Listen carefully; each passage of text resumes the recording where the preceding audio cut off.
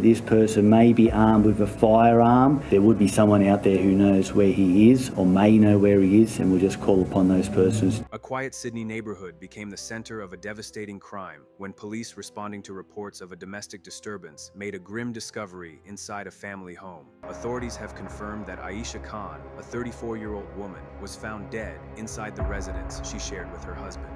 Within hours, detectives from NSW Police Force arrested and charged Imran Khan, 38, with her murder. Police say officers were called to the property following concerns raised about a domestic incident. What they encountered inside triggered an immediate homicide investigation, sealing off the home as forensic teams moved in to document the scene and collect evidence. The death of Aisha Khan has since been confirmed as a domestic violence-related killing, placing the case among Australia's most serious and closely watched criminal matters. Court records show that Imran Khan has been charged with murder and refused bail, meaning he will remain in custody as the legal process unfolds. Prosecutors allege the evidence gathered at the scene was sufficient to justify the charge, though authorities stress that these remain allegations to be tested in court. The case has sent shockwaves through the community and reignited urgent conversations across Australia about domestic violence, warning signs, and the tragic consequences that can unfold behind closed doors. Friends and neighbors have described the situation as unimaginable, while advocates point to the case as another reminder of how quickly domestic disputes can turn fatal. This is not just the story of a charge, it is the story of a life lost inside what should have been the safest place of all, and a justice system now tasked with determining what happened next. In the early hours of an ordinary day in Sydney, a call for help set in motion a chain of events that would end with one life lost and another forever altered. Police were dispatched to a suburban home after reports of a domestic disturbance, an incident that, on the surface, appeared no different from countless others officers respond to each year. What they found inside, however, would quickly escalate the situation into one of the most serious criminal investigations under Australian law. Inside the house, police discovered the body of Aisha Khan, a 34-year-old woman. Emergency services were called, but she was pronounced dead at the scene. The home was immediately sealed off, and detectives from the NSW Police Force launched a homicide investigation, treating the property as a major crime scene. Within hours, police arrested Aisha Khan's husband, Imran Khan, aged 38. He was formally charged with murder and later refused bail, meaning he will remain in custody as the case proceeds through the New South Wales court system. Police have emphasized that the charge reflects the seriousness of the evidence gathered during the initial response and forensic examination, but they also stress that the matter will now be determined by the courts. The discovery sent shockwaves through the local community. Neighbors described police vehicles lining the street, forensic officers moving in and out of the house, and a heavy, unsettling silence replacing what had been a quiet residential setting. For many, the realization that a fatal act of violence had occurred behind familiar doors was deeply unsettling. According to police, officers were responding to concerns raised about a domestic incident at the property. Domestic disturbance calls are among the most complex and dangerous situations police face, often involving heightened emotions, conflicting accounts, and rapidly evolving circumstances. In this case, officers quickly realized the situation was far more serious than initially reported. Once the scene was secured, specialist forensic teams began their work. Inside domestic homicide investigations, every detail matters. The layout of rooms, the position of objects, and the condition of the scene can all provide critical information about what occurred. Photographs were taken, evidence was cataloged, and items of interest were removed for further analysis. These early steps are foundational. Mistakes at this stage can have lasting consequences for any future prosecution. Police have not publicly released details about the cause of death, citing the ongoing nature of the investigation and the need to protect the integrity of court proceedings. A post-mortem examination was conducted as standard procedure, with results provided to investigators and prosecutors rather than disclosed publicly. This restraint reflects both legal requirements and ethical considerations, particularly in cases involving family members. As news of the charge spread, attention quickly turned to the broader issue of domestic violence in Australia. Advocates and officials alike noted that many fatal domestic incidents are preceded by warning signs, arguments, disturbances, or escalating patterns of control and conflict. While police have not confirmed any prior history involving this couple, the case has reignited debate about how domestic violence is identified, reported, and addressed before it reaches a fatal outcome. For investigators, the focus remains on evidence rather than narrative. Detectives are working to establish a clear timeline of events leading up to Aisha Khan's death. This involves examining phone records, witness statements, and any available digital evidence. In domestic cases, timelines can be particularly complex, as much of what occurs happens in private, without independent witnesses. Neighbors and others in the area have been interviewed as part of routine inquiries. Police typically ask about sounds, disturbances, or unusual activity in the hours or days before an incident. Even seemingly minor observations can help corroborate or challenge accounts given by those directly involved. Officers have also reviewed any available CCTV from surrounding properties or nearby streets to map movements around the time of the incident. The arrest and charge of Imran Khan marked a significant step in the legal process. In New South Wales, murder charges carry the most severe penalties available under criminal law. The decision to refuse bail reflects a judicial assessment that the case meets strict criteria, including the seriousness of the alleged offense and considerations of public safety and flight risk. Legal experts note that the refusal of bail does not indicate guilt, but it does underscore the gravity of the allegations. The accused will have the opportunity to challenge the prosecution's case through legal counsel, and all evidence will be tested in court. The presumption of innocence remains a cornerstone of the Australian justice system. For the family and loved ones of Aisha Khan, the days following her death have been marked by grief and shock. Police family liaison officers are typically assigned in such cases to support relatives, explain legal processes, and provide updates as the investigation and court proceedings unfold.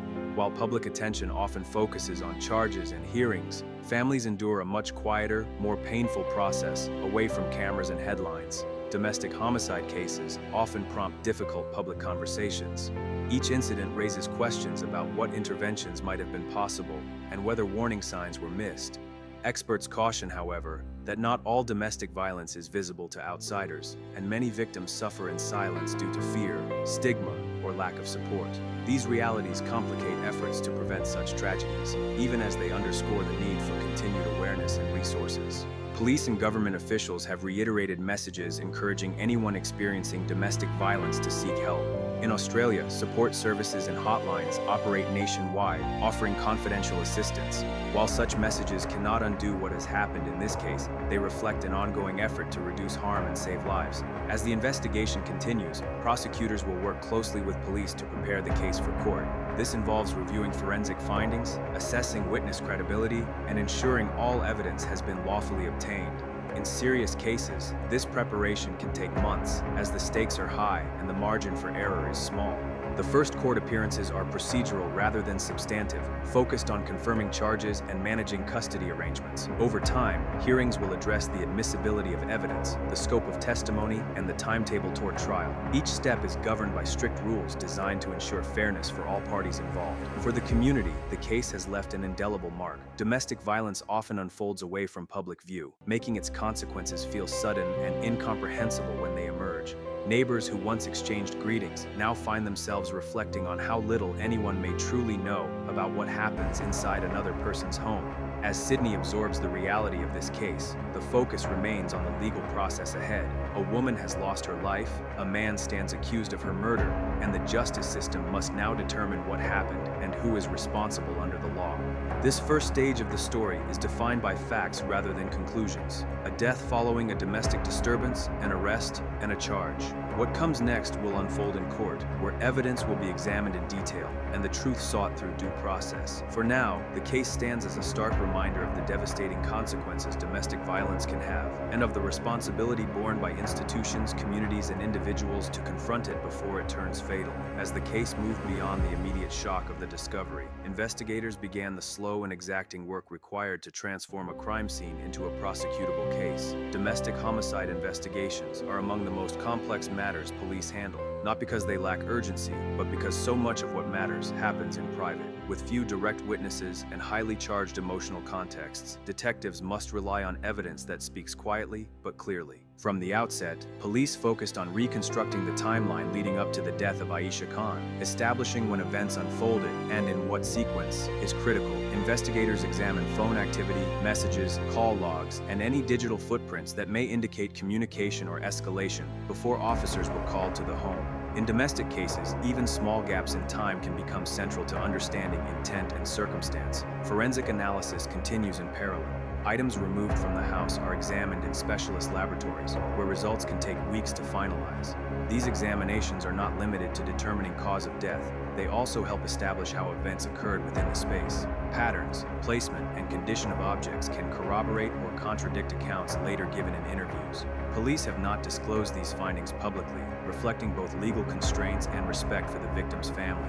The accused, Imran Khan, remains in custody after being refused bail. Under New South Wales law, bail refusal in a murder case reflects judicial consideration of multiple factors, including the seriousness of the charge and community safety. It does not determine guilt, but it underscores the gravity of the allegations and the court's assessment at this early stage. During this period, detectives conduct formal interviews under strict procedural rules. Statements are taken, clarified, and revisited as evidence emerges. Legal representation ensures that the process remains fair, even as investigators probe inconsistencies and test explanations against physical and digital findings. This adversarial balance is deliberate, designed to prevent error while allowing truth to emerge. Police also speak with neighbors, acquaintances, and anyone who may have had contact with the household in the days prior. Domestic violence often leaves traces beyond the home: raised voices overheard, disturbances noticed, or changes in routine observed. Investigators treat these accounts carefully, understanding that recollections may be fragmented or influenced by hindsight. Corroboration becomes the key standard. The broader community response has been subdued but attentive. Vigils and messages of condolence reflect grief and solidarity, while advocacy groups have renewed calls for vigilance and support for those experiencing domestic violence. In Australia, domestic homicide remains a deeply concerning issue, and each case brings renewed focus to prevention, reporting, and early intervention. Authorities have been careful to avoid speculation about the couple's history. While some domestic homicide cases involve prior reports or known patterns, others do not. Police have not confirmed any previous involvement by authorities in this case, emphasizing that conclusions must be grounded in evidence rather than assumption. This restraint is critical to maintaining the integrity of proceedings. As prosecutors begin preparing the case, the standard they must meet is exacting. To proceed, they must be satisfied that the evidence offers a realistic prospect of conviction and that prosecution is in the public interest, criteria that are rigorously applied in serious matters. This review involves close collaboration with investigators and careful assessment of every evidentiary strand. The legal process now unfolds at a measured pace. Initial court appearances are procedural, addressing custody status and scheduling. Substantive hearings, where evidence admissibility and scope are debated, will follow. Each step is governed by rules intended to protect rights and ensure fairness, even as the public seeks answers. For Aisha Khan's family, the passage of time can feel especially heavy. The shift from investigation to court proceedings often brings renewed pain, as details are revisited in formal settings. Support services and liaison officers remain involved, providing guidance through a process that can be both confusing and emotionally draining. The case also highlights the challenges faced by first responders. Domestic disturbance calls are unpredictable, and officers must make rapid assessments in volatile environments. Training and protocols are designed to mitigate risk, but outcomes can still be tragic. Police leadership has reiterated commitments to continuous improvement while acknowledging the limits of intervention once violence escalates. Public discussion continues to emphasize the importance of support pathways. National helplines and local services are repeatedly highlighted by officials and advocates, underscoring that help is available and that early contact can be life-saving. These messages are not a commentary on this case's specifics, but a response to its broader implications. As weeks pass, attention may shift, but the legal work intensifies. Evidence is organized, expert opinions prepared, and timelines refined. Each detail must be ready to withstand scrutiny in court, where conclusions are drawn not from emotion, but from proof. This stage of the story is about preparation rather than pronouncement. The charge has been laid, custody determined, and the machinery of justice set in motion. What remains is the careful testing of evidence and argument that defines a fair trial. Sydney, like many cities, carries the weight of such cases quietly. Streets return to routine, homes close their doors, and life continues. Yet the reality that a fatal act occurred within a private space lingers, shaping conversations about safety, support, and responsibility. As the case moves forward, the focus will narrow to what can be established beyond reasonable doubt. That standard is demanding by design. It exists to ensure that outcomes, whatever they may be, are just, defensible, and grounded in fact. As the case advances deeper into the justice system, the emphasis shifts from the immediacy of arrest to the rigor of proof. Investigators and prosecutors now operate in a phase defined less by urgency and more by precision, where every conclusion must be anchored to evidence that can withstand adversarial testing. For the death of Aisha Khan, this stage is about transforming a private tragedy into a legally coherent account, one that explains what happened, how it happened, and why criminal responsibility is alleged. Domestic homicide cases often hinge on reconstruction. Unlike public incidents with multiple bystanders, much of the relevant conduct occurs away from view. As a result, investigators rely on convergence, independent strands of evidence that, when aligned, point in the same direction. Phone data, timestamps from devices, neighbors' recollections, forensic findings, and scene interpretation are examined together, not in isolation. Consistency across these strands is what prosecutors seek. Inconsistency is what defense counsel will probe. Forensic work remains central at this stage. Items collected from the home are assessed not only for what they reveal individually, but for how they fit spatially and temporally. Analysts look for patterns that can clarify sequence, what occurred first, what followed, and whether events unfolded in a way that supports or contradicts accounts given during interviews. In domestic settings, where space is constrained and interactions are close, such analysis can be especially informative, though it demands caution to avoid overinterpretation. Interview evidence is treated with equal care. Statements taken early may reflect shock or confusion. Later statements may be more considered but influenced by memory decay or exposure to information. Investigators compare versions, flagging both consistencies and changes. Prosecutors then assess which elements are reliable, corroborated, and admissible. Defense counsel, in turn, will argue that ambiguity undermines certainty, particularly where interpretation rather than direct observation is involved. The accused, Imran Khan, remains in custody following refusal of bail. This status underscores the seriousness of the charge, but does not determine outcome. In Australian courts, the presumption of innocence remains intact, and the burden rests squarely with the prosecution. Every inference must be justified. Every claim must be supported by evidence capable of meeting the standard of proof beyond reasonable doubt. Pretrial processes now shape the trajectory of the case. Legal teams address questions of admissibility, what evidence the court will allow, how expert opinions may be presented, and which statements can be relied upon. These decisions can narrow or broaden the issues that reach a jury or judge. They also influence strategy, which facts are emphasized, which are contested, and which may never be heard at trial. Throughout this period, communication with the public is deliberately restrained. Authorities provide factual updates without detail, mindful of the risk that speculation poses to fairness. This restraint is particularly important in domestic cases, where narratives can form quickly and harden before evidence is tested. Courts depend on impartiality. Maintaining it requires discipline from investigators, prosecutors, and media alike. The broader social context continues to frame how the case is understood. Domestic violence remains a national concern in Australia, and each fatal case reverberates beyond the individuals involved. Advocacy groups stress that outcomes like this rarely arise from a single moment. They are often the endpoint of escalating harm. At the same time, officials caution against assuming a uniform pattern in every case. Evidence must speak for itself. Within the community, responses remain subdued but reflective. Vigils and messages acknowledge loss without amplifying conjecture. Conversations focus on support and prevention rather than blame. This tone mirrors a growing recognition that public discourse can either aid or hinder justice, depending on how responsibly it is conducted. For the victim's family, the passage of time brings its own strain. As proceedings move forward, the case becomes a recurring presence. Dates to remember, documents to review, hearings to attend or await. Support services remain crucial during this phase, helping families navigate a process that can feel both distant and intrusive. Courts aim to treat families with respect while preserving the rights of the accused. Balancing these imperatives is an enduring challenge. From an institutional perspective, the case test systems designed to respond to domestic incidents, police training, risk assessment, and interagency coordination are often revisited in the wake of tragedies, not as commentary on a specific case, but as part of continuous improvement.